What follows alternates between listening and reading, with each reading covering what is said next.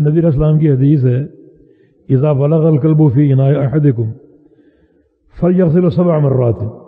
کہ کتا اگر برتن میں منہ ڈال دے تو اس کو 7 دفعہ دھونا، 7 دفعہ اس کو دھونا ہے۔ یہ متن معروف ہے۔ ایک سند سے یہ متن یوں وارد ہے اذا بلغ الکلب فی اناء احدکم فلیرقہ ثم یغسل 7 مرات، کہ کتا اگر برتن میں منہ ڈال دے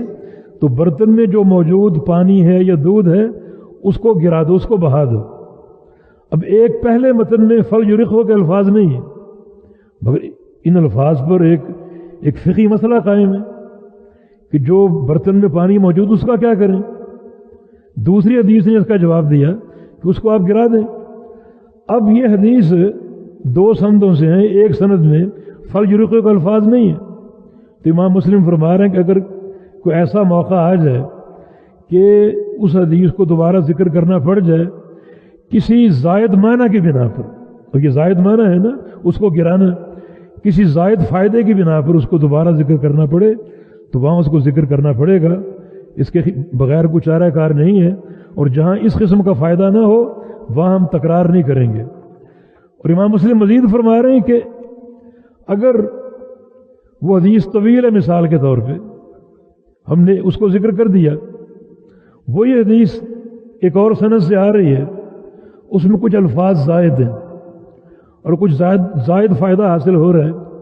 تو ہم پوری حدیث کو نقل کرنے کی بجائے وہ ٹکڑا جو زائد ہے اس کو لے آئیں گے، صرف جو زائد ٹکڑا اس کو لے آئیں گے۔ اسے بولتے ہیں